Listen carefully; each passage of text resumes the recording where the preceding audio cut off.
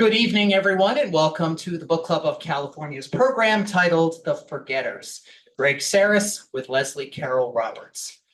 Tonight's program is co-presented and co-hosted by Litquake, and we are delighted to once again be working with them on their annual literary festival as an event host. So welcome back, Litquake, to the new book club.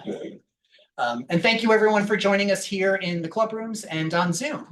My name is Kevin Kosick, and I'm the Executive Director for the Book Club of California, and it's my pleasure to welcome you all and host the event this evening. For those of you that might be new to the Book Club of California, we are a nonprofit member and donor-supported organization that is dedicated to preserving and promoting the history of the book and the book arts.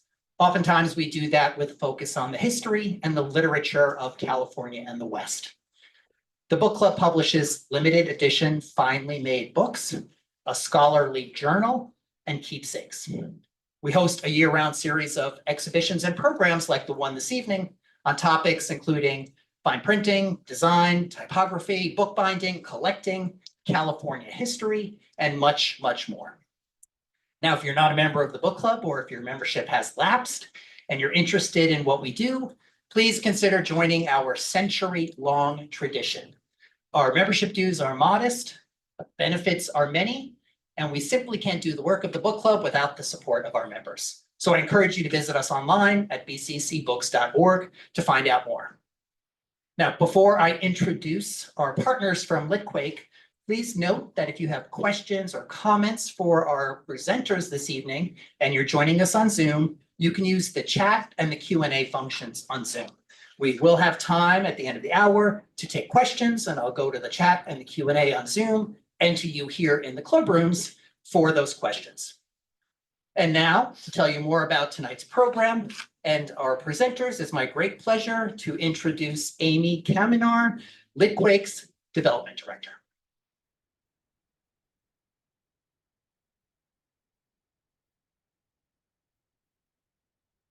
Lower this, yeah, okay. Lower that and put my glasses on. So I want to just welcome you here. We're so glad to be back, Book Club of California. I'm hoping that some of you have been able to go to some of our 2 weeks of programming that will be tomorrow night, the last night of the festival part, and then the crawl, which is really something to see, is on Saturday evening. This is our 25th anniversary, so we've had 2.5 weeks. There's 140 programs that by the end of Saturday we will have had with more than 500 authors. So it's been really something to put together. So we're really honored tonight to present The Forgetters with Greg Sarris and Leslie Carroll Roberts. Few quick words of business. There is a bathroom kind of a little bit down the hall if you want to get a glass of wine or some snacks. Thank you, Book Club of California. Litquake's a small nonprofit. We have about 90% of our events are free. So if you are able to support us, we would be very appreciative. There's a basket there if you want to drop a few dollars in there. We also accept donations on Venmo at LitquakeSF or on PayPal at info@litquake.org. You'll see that there's surveys for those of you who are here in person on your seats. They're anonymous. They really help us with our grant funding, telling us a lot about the impact that our programming has and on the demographics. Tonight's books are on sale. Greg's books, and it looks like some additional books were also brought. We're appreciative of Medicine for Nightmares. So that's in the other room after the presentation, and I believe Greg is willing to sign some books as well. Okay, I'm a development person, so I do need to thank this year's major sponsors. So we have California Humanities, Craig Newmark Philanthropies, Hawthorne Foundation, the Margaret William R. Hearst III Foundation, Minor Anderson Foundation, National Endowment for the Arts, and the San Francisco Grants for the Arts. And media sponsors, San Francisco Chronicle, KALW, KQED, KEXP, Bay Area Reporter, San Francisco Arts, Johnny Fun Cheap, 7x7, and Publishers Weekly. And again, thank you very much to Kevin and Jacob for hosting us at the Book Club of California. So I'd like to introduce Leslie Carol Roberts, who is our interviewer today. She's a journalist, author, essayist. She's reported news from every continent, including 4 months in Antarctica and Greece. She is a professor, former dean of design, and MFA writing chair at the California College of the Arts. And then I just noticed that she also co-founded, I'm gonna maybe say it incorrectly, ECOPOESIS in 2018, which brings conscious creative conversation to the climate discourse. So thank you for being here. You need this one? Can you, I think for Zoom, we have to use the mic, but I have kind of a loud voice, so probably I'll try to speak softly into the mic. So thank you so much, Amy, and thank you so much, Litquake. What an honor and thrill to be here with author and activist Greg Sarris, who brings so much joy and connection into the world. I want to correct my biography very briefly. I have never been to Greece, but I have lived in Antarctica for 4 months. And I was the chair of the MFA writing program for about 6 years, and I'm now the recovering chair. So, which has allowed me to attend about 250 of the 500 Litquake events. So my head's spinning, but Litquake, I'm just kidding. But Litquake just does a dazzling job. My students who come to San Francisco to learn how to put together something called a book so benefit from the generosity of all the volunteers and all the people who make Litquake possible. So Amy, thank you so much. Thank you so much to you and your team. And thank you to the California Book Club for having us here. I mean, this is our lovely space. So with that, Greg and I have to be honest. So I called Greg about a month ago. Greg's very busy, but I got on his calendar because I'm persistent. And we were going to just talk for about 20 minutes. We ended up talking much longer than that because Greg's fascinating. So I'm hoping we can bring alive some of the things that we covered when we talked about a month ago. So Greg's book, The Forgetters, is speaking to ideas of place and more than human colleagues here on the planet. It's speaking to ideas of how we bend genre as writers to understand the complexities of the world that we live in now. And I wanted to begin by saying, so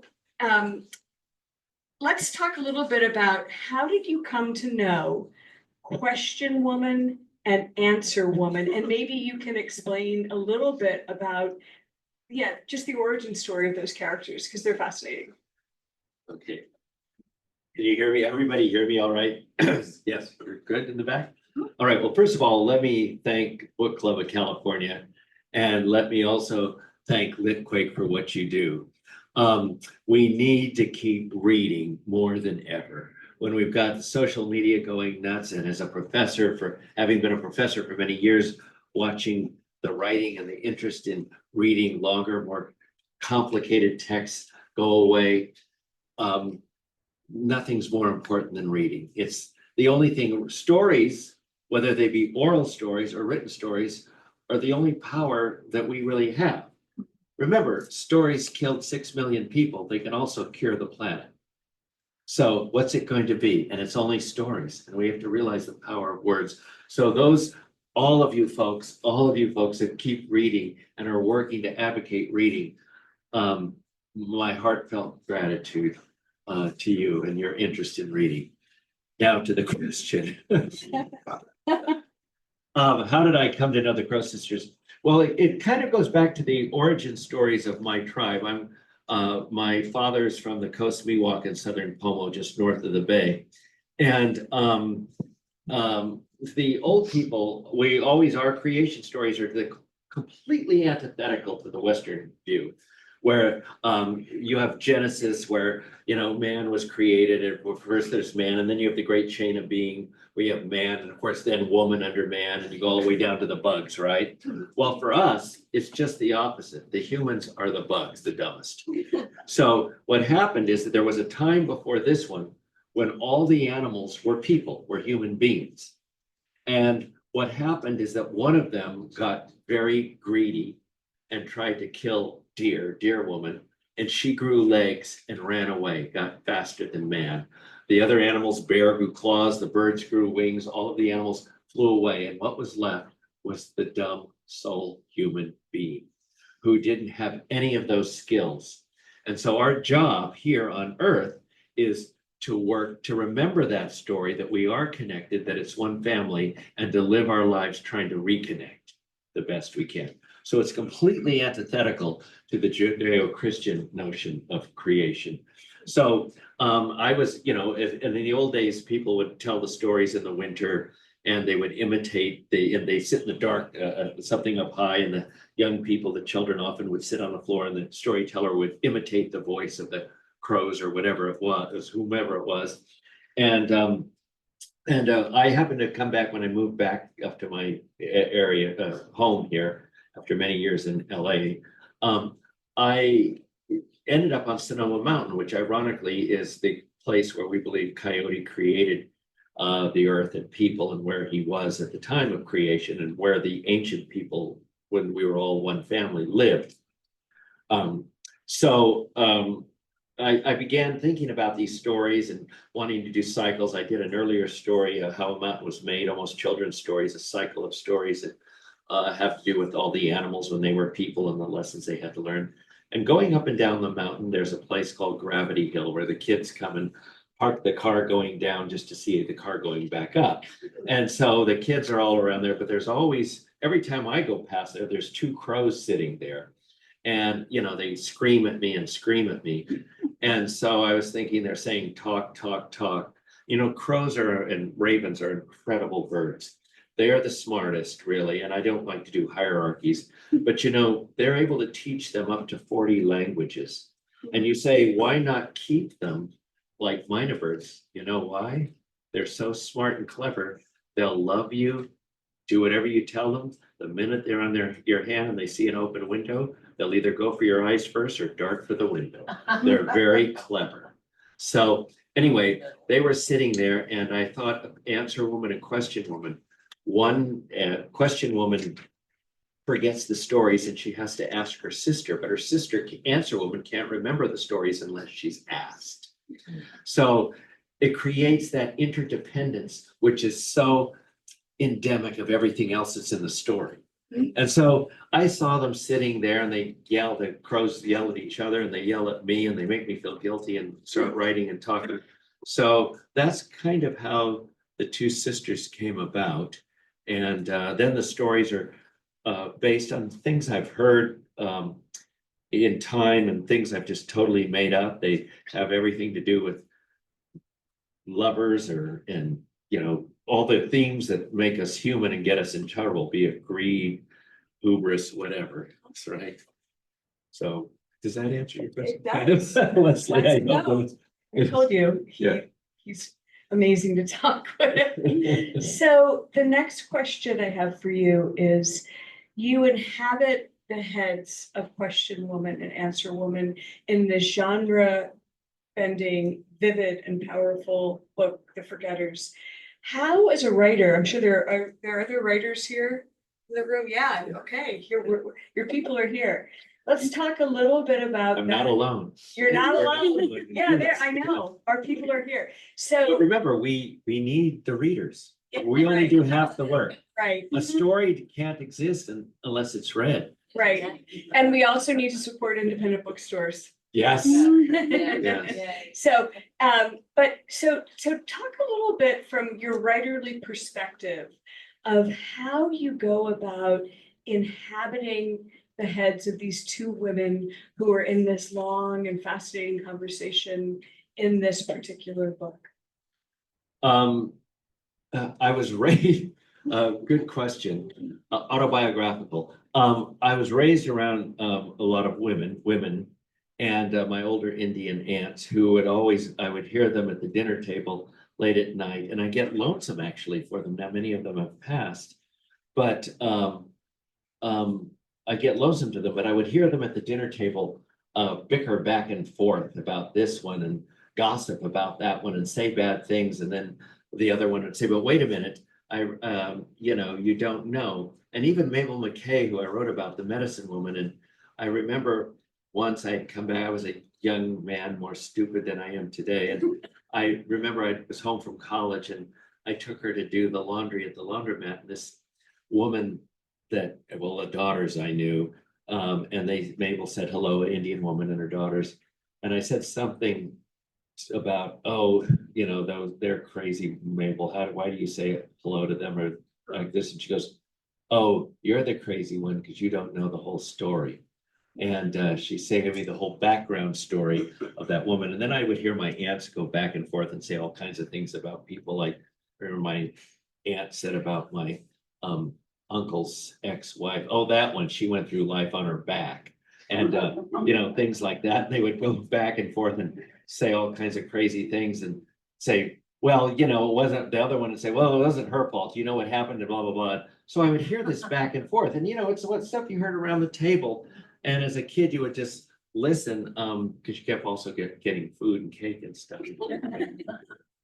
So, but I think it had a lot to do, hearing those women and hearing them kind of chattering back and forth and how much they needed each other and even to kind of gossip and put each other down sometime and, you know, talk about each other. So I really, it's their family to me. Right, so you drew upon these memories Yeah. of, these Yeah, conversations and were able to activate them. yeah. I think, as you probably all know, Greg is a PhD from Stanford and taught at UCLA for quite some time and then moved up to Sonoma State where you taught for another nice big Long. chunk of time. Yeah. And in the midst of all of this, Greg was also thinking about his Indian family in Sonoma. So could you tell us a little bit about, I mean, my big question after I read the biography and then talked to Greg was like, okay, like, are there 5 of you? How in the world, because you've also published many books, many critical essays. And I have a novel coming out in about a year. So. Yeah, okay, just to make us all more like, wait, what? But can you tell us a little bit about, and I think this would be really great for people to hear, like, how do you kind of cordon off the parts of your brain? How do you organize yourself so that you can be, you know, an activist for the Grattan? Great, yeah. Well, you know, in Los Angeles, where I used to live, nobody asks you how you are, they ask you what you do. You know, it's so good to be back in the Bay Area where it's popular to be smart. But in any event, in Los Angeles, they always ask you what you do. And of course, that was irritating. And I'd always say, well, I'm a novelist, a screenwriter, a professor, and an Indian chief. What are you? And of course, they all thought that was a joke, but it's sadly true. And, you know, in 1992, I was a young professor, didn't have tenure yet at UCLA in the English department. And my family called up here in Northern California and said, there's a tribe that wants to put a casino in our territory. We were not federally recognized. We lost our federal recognition. And if a tribe does not have federal recognition, they have no power. You're basically an unknown non-white. So we didn't have, they said, come up and do something. So I came up and the tribe that was trying to put a casino in Tamales Bay. Yes, and they were gonna have floating boats and all that, river boats all over the casino and stuff. Well, I came up here and challenged the guy from a northern Pomo tribe. And they had Japanese investors. And I guess I was effective enough, Leslie, to scare the Japanese investors because they didn't understand federally recognized and non-federally recognized. And they feared Indian wars and they dropped out. Well, we got together and what happened is we were illegally terminated in 1966. The government came around to the California tribes and said, basically an updated version of the Dawes Act, would you like to own your land? Well, if you said yes, they let you own it, but you lost your sovereignty as a nation. And it had to be done by consensus of the tribe. Well, of course, they came around in August when all of us, except for a couple old men, were harvesting apples and pears in Healdsburg, miles away, because we worked in the fields. So they say to a couple old Indian guys, would you like to own your land? And it sounded good to a couple of Indian guys. They signed away and then the land, and then the same 2 federal agents gambled it all but 1 acre away. So we came back from harvesting everything with 1 acre, and lost our sovereignty.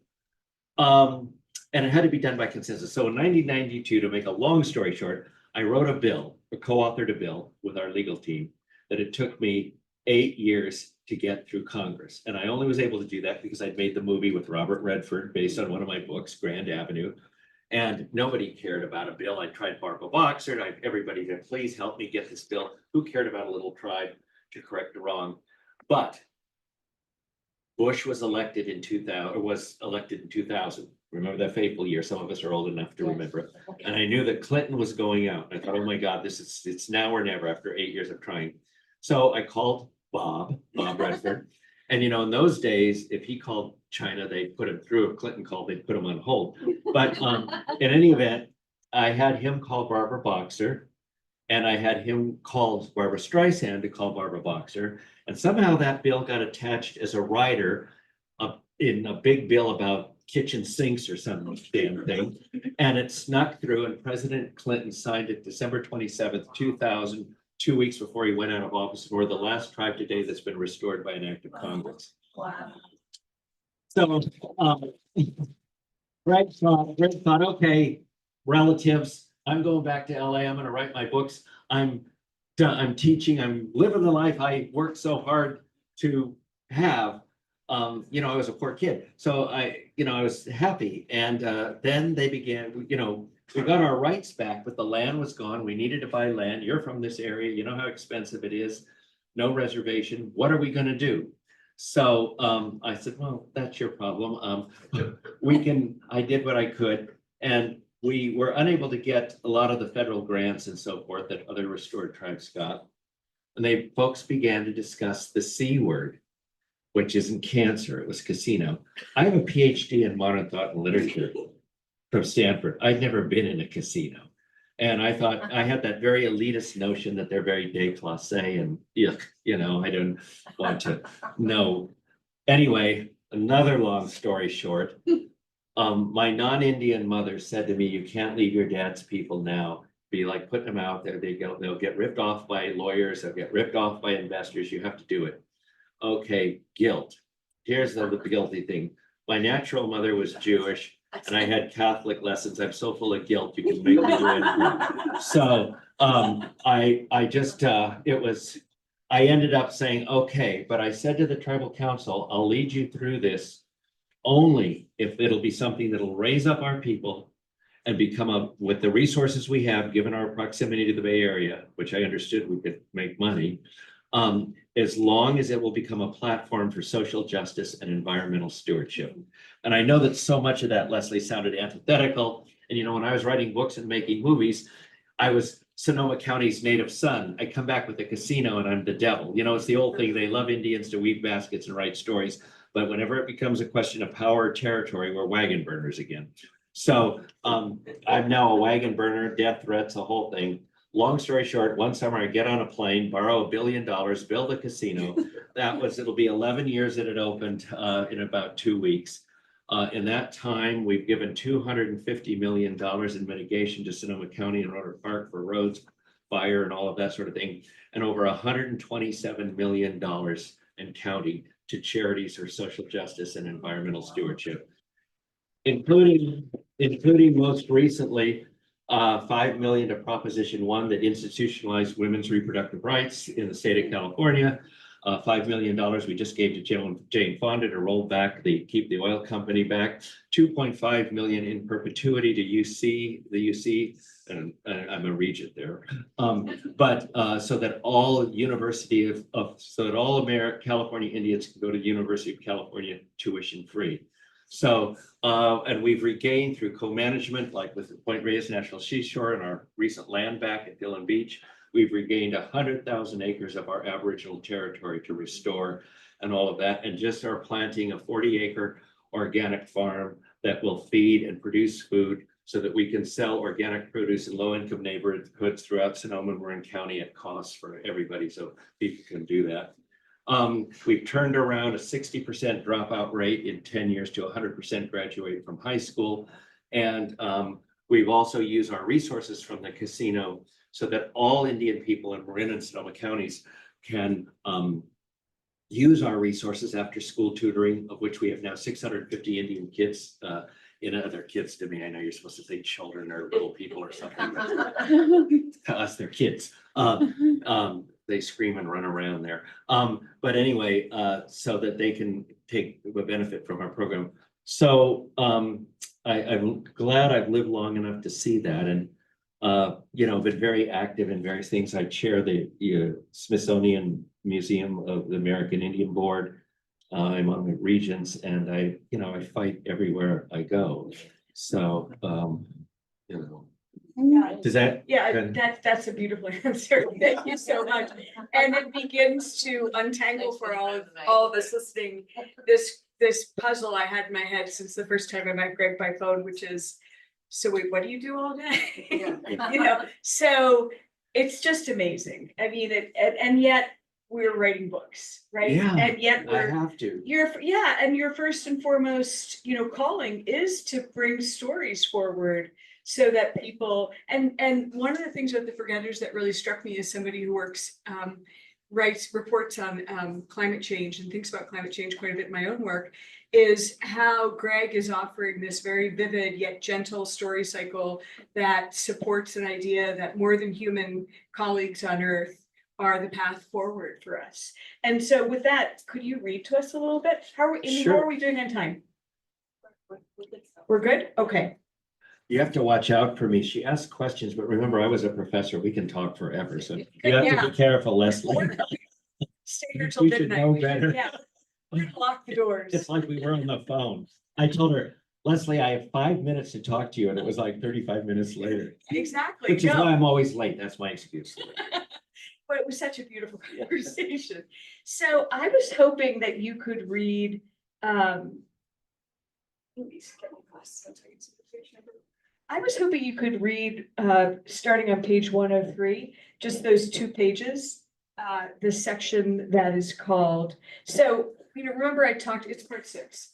So remember I talked about this being genre bending. So one of the things that fascinates me about this book as a writer and editor is thinking about how the writer approaches the form of the book and thinks about how the stories are kind of parsed out over these sections. So I thought you could read this, and then I was hoping after you read it, you could talk about how the sections are all different lengths, right? So there's a very deliberate, thoughtful choice being made about what you're saying within this context. So it's that good? after hearing about mental art that this one over. Yes, yeah. All right, this is one of those interstices. So what happens is you have them talking back and forth, and then which propels a story. They'll then ask another story, which I think you'll see once you hear this. All right. After hearing about Meadowlark and the Chilean man, Question Woman sat quiet. Answer Woman, perched alongside her on the fence rail, gazed toward the valley in the distance below the mountain. Of course, Question Woman could not keep still for long. Sister, she said, so much has changed. First the land before the white people, then the dairy. Then the dairy was gone, leaving only streets and houses. You've left out a lot of other things along with those changes. What happened to the grizzly bears and wolves, for example? They're gone. So, sister, Question Woman kept on, I know we can listen to birds, but what if the birds are gone? What if there are no birds, no trees, only barren hills and endless towns and cities? Surprise, even I know the answer to that question. There's still a story to tell. So do you have another question, or do you want to sit quiet a while longer? I don't like sitting quiet, I've noticed, dear sister. Surprisingly, Question Woman remained still. This is what's hard with the mic. Surprisingly, Question Woman remained still. The sun had shifted, lowered in the sky. Shadows grew below the fence and at the bottoms of the coyote brush and towering anise along the road. Answer Woman stretched one wing, then another wing, before turning to her sister. Look, she said, stories can take us to a timeless world. They can take us to the past, no matter what is changed or lost, so we might think better now and in the future. My goodness, they take us back to the time of creation on this mountain. That's what's happened to the forgetters when they left the mountain and destroyed so much of the earth and its life. They forgot the stories and fell away from the true world where we are all one family. Yes, said Question Woman, coming out of her reverie. She nodded with her beak to the fence shadows. I've lost track of time. You've been telling stories since morning, and now I see it's past noon. Suddenly excited, Answer Woman said, your talk of losing track of time makes me think of another story. It's about a man who shot his stepfather. Did he kill his stepfather? It's more complicated. So what happened? Listen. Yeah, just beautiful. When the reason I selected that was because I was hoping that Greg would share how his memory of being with all of these women as a child and hearing them talk amongst themselves is very much, brought to life within the conversations here. So can you talk for a minute about these interstitial moments in the book? Yeah, and that's one of the, I was on a book panel with Akbar and Justin Torres, and the panel was about unusual narrative strategies. So I got a lot of interest in the book about the unusual narrative strategies here. And it is predicated a lot on oral storytelling traditions. So it's that has influenced me. But remember, when you're writing, when you're you're textualizing oral stories and you're writing in English. And so there's ways to go about that. And I've always struggled in ways, Leslie, with the beginning. What's the narrative, as I think many writers do, what's the narrative strategy? How are you going to do this? With the Mabel McKay book, every time I kept doing a linear narrative, she kept interrupting me and wouldn't let me go that way. And so it's always been a struggle. But here I just thought, as the two sisters are talking, the reader will be part of them learning and listening all the way to the end, so that the meaning of the book becomes cumulative via their discussion. Does that make sense? That makes so much sense. It's so beautiful. Amy, how are we doing on time? Is it question time? I think you could go another 5 minutes. Okay, cool. Can you read a little more for us? You just tell me where. Okay, I love it. Greg is one of the few people who actually listens to me, so I wanted. She listens to me. It's Question Woman, answer man, I don't know. There you go. So I was hoping you could read, I think it's section, let's see, it's hard to do this. Mike, part 10, What page is it? and that is 107, page 107. And that's another interstitial moment. And again, it's one that dips into your fascination with story. Oh, I like that story about the girl. 107, are you sure? Maybe not. 207. 207. You see how we meet Glasses. each other? And how important glasses are. This is where I get inspired. Question Woman, answer man or something. 207. But don't worry, it'll Maybe we'll be. take it on the road. Yeah, that would be exactly. Or write another book between us. Yeah, there you go. All right, so this is just finished a story about a girl who sees a giant sturgeon in Marin County, but anyway, all right. Let me get my page set here, folks, so that I don't have to stop in the middle of reading. I could also handle No, it's good. I'll figure it out, I think. All right. I like that story about the girl who sees a giant sturgeon, said Question Woman. What did you say? Asked Answer Woman. Aren't you listening to me? Answer Woman, looking out over the valley, turned back to her sister. Aren't you listening to me? Question Woman repeated, annoyed. Yes, sister, I hear you. You like the story about the girl who sees a giant sturgeon. Yes. What did you like about it? It was happy at the end. And I understood what you were saying before, how the story, any story, lives on. Question Woman, sensing that her sister was still distracted, said again, are you listening to me? Yes, I'm listening, answered Answer Woman, and then to prove herself added, the story lives on, even as it changes, even as the lives of the characters reliving the stories come and go. I'm kind of getting it, I think. We keep reliving the stories because we keep forgetting the things they have to tell us.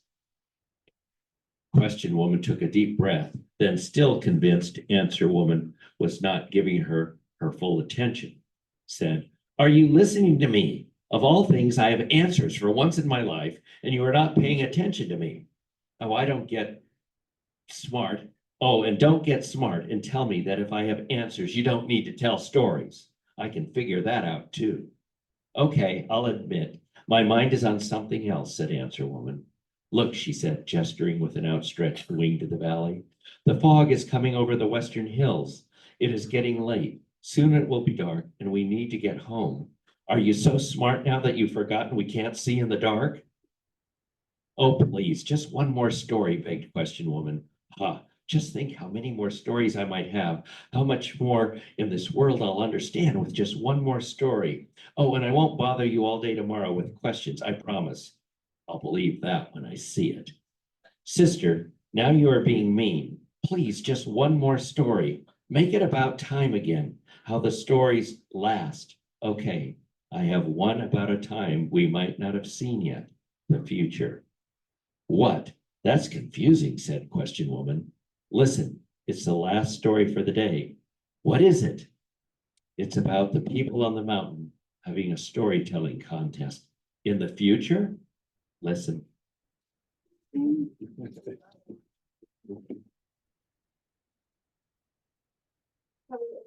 Sure. Yeah, so Yes. we'd love to get questions. Yeah, Betsy, do you wanna? So how do you have time to write? How do I have time to write?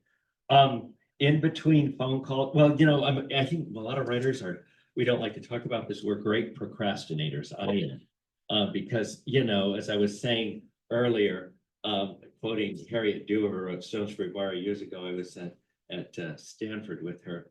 And it's like being a writer is like being the Acapulco diver. You face that blank page in the morning or the afternoon whenever you write.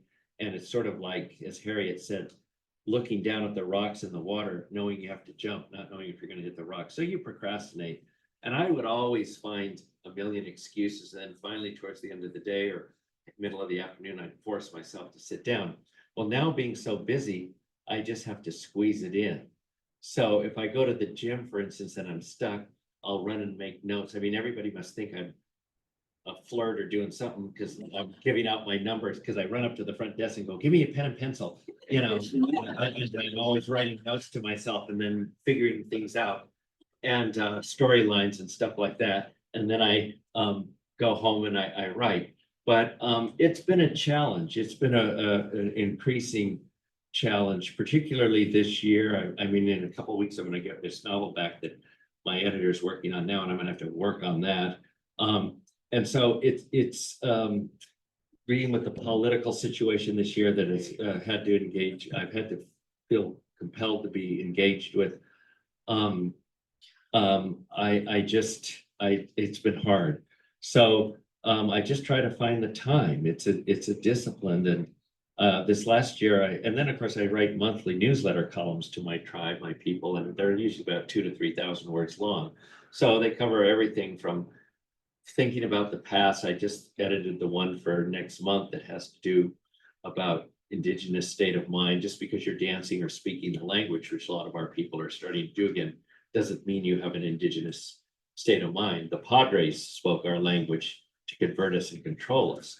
What's an Indigenous state of mind versus a colonizing state of mind? Language does not necessarily presuppose how you think. So I write those, but I don't sleep enough. And I drink too much coffee. Other than that, I'm pretty boring. I work. I get on the phone and I should write a life story if anybody cared, but you're on the phone 1 minute with the governor, as I like to say, because of the success of the casino, the governor calls me every other day, but it's not because I'm pretty. So I'm the politicians all, the Democrats all love Greg, but not necessarily for his writing. It's going back and forth with that and the stuff that's going on in the tribe and the business. I'm not only chairman of the tribe, but I'm president of the business board. So I oversee the daily operations of the tribe and all its programs, and oversee the daily operations of a multi-billion-dollar business. So, you know, it's busy. I want to slow down. I want to try love. Yeah. Yeah, so another question, Amy, behind you. I didn't answer your question because I don't know how I do it. Yeah. I think it was a really beautiful answer, Yeah. just to sort of support it, because, you know, as somebody, I spent the first part of my writing career as a journalist, and I was a single mom for many years, and I still am. And the issues that, you know, you read these interviews with writers where they talk about how they have this desk, and like there's a lemon tree outside the window, and they make a certain cup of rooibos tea, and they sit down after they've run 5 miles. That's never been me. Mine either. You know, I learned to write waiting in the car while my kid was at a birthday party. You know, I write in all those interstitial spaces. There is time, and I'm sure you do this too. You grab these. It's like that gym thing where you go up and everyone thinks you're hitting on everyone in the gym. Yeah, passing out my number. That's so funny. Anyway, we have another question. Yes. Thank you for absolutely fascinating presentations. I was hanging on your every word and total awe. I have a very weird question myself. I guess it's a California question. First of all, nothing's weird. Oh, really? Should we? I'm the weirdest, No, but. actually not. It's over the air. Oh, so- Just repeat the question, so. Okay, I'm sorry. Yeah. I couldn't hear. Our question is, have you ever felt that you have channeled part of your stories from your relatives as you're writing? The question is, and it's a very touching one, actually. It's not weird, it's very touching. Have I ever felt that I'm channeling the stories from my relatives? More and more as I get older, I feel my life's faded. It's been faded. And, you know, the Indian doctors, Mabel McKay, and the women, as Mabel said, I never wanted, and it was a hard life. They wove baskets, they doctored the sick, and they had to work in the canneries and in the fields all during this. And as Mabel said to me once, I didn't want to be an Indian doctor. I wanted to drink wine and chase boys around the train station like the other Indian girls. But she said I was cut out different. I had no choice. This is what's going to happen. And, you know, when I was a young man, Mabel gave me a prayer basket, and she said something interesting. She said, with all that's happened to you, and I had a pretty rough childhood, she said, you have 2 choices. We all have 2 choices. She said, you can let all that's happened to you open holes in your heart and fill it with poison and hatred and poison and hate other people, or you can use it as medicine and doctor others. No, doctor, she says, you already got hate. That's easy. Try the other. And then she said, you're going to be a leader among the people one day. And I was 19 and I thought, yeah, old lady, and the sun comes up in the west. But I think she fixed me. So I don't know that, but I really feel faded. So many bizarre things that have happened in my life. And so I'm sort of beginning to feel like I have no choice. It's my fate. Yeah, I mean, I know that gets a little, as you would, the word you used, a little weird in a lot of people's minds. But yeah, it all started out weird. You know, I was born in the 50s, and nice Jewish girls didn't get pregnant, and certainly by dark men. And my mother was 16, and they put me up for adoption. And then 2 days after she had me, she needed blood, and the hospital gave her the wrong type blood, and it killed her. And her mother buried her in the pauper section of a Catholic cemetery, and then wrote family and friends that she'd fallen off a horse and died. And until I found this out, everybody thought Bunny Hartman had fallen off a horse. And so I often in my life, I learned that quite young, what happened to her. I always kind of thought she was with me and pushing me, and that this whole story is part of a story to do something, make it worthwhile. Make it worthwhile. Yeah. Yeah, Became a wounded healer. yeah, a lot of, That's a big archetype. yeah, and it is So because, many cultures. yeah, the doctors, Mabel, the Indian doctors had to learn all about the poison and the difficulties on earth before they could doctor them. Yeah, and I think what Mabel was telling me is whatever has happened to you is an opportunity for insight, for understanding. You know. Yeah, Other questions for Greg or answers, or answers? yeah, Yeah. Or stories to tell or share? stories to tell, yes. Yes. I have a question about the reversal in the graduation rates for the tribe. How Yeah. that was- how was The that done? graduation rates for the tribes. Yeah, well, one of the things that we were able to do and afford is all of a sudden after school tutoring, following through with the families, and having been an educator and work. What's so important with people that haven't had advantages, financial advantage and that forth, and immigrant families and so forth, it's not that the parents don't want the students to succeed. Many of them aren't literate. They want them to succeed, but they don't understand what it takes and they haven't read and all of that. So you have to do it with the whole family. When you want a student to succeed, the whole family has to walk with the student. So that's one of the things that we've done. And then now I'm working as a regent, fighting and grabbing money from my friend Gavin, to get money to make sure that these recruitment programs are things that engage the family, because I know what makes for success. And so it's engaging the families. And for Indian people, there's some particular challenges, because remember, we have a history of boarding schools, which were horrible. So in parents' minds, school, even if they know that a public school is not a boarding school, still they have a very negative feeling and an innate fear of teachers.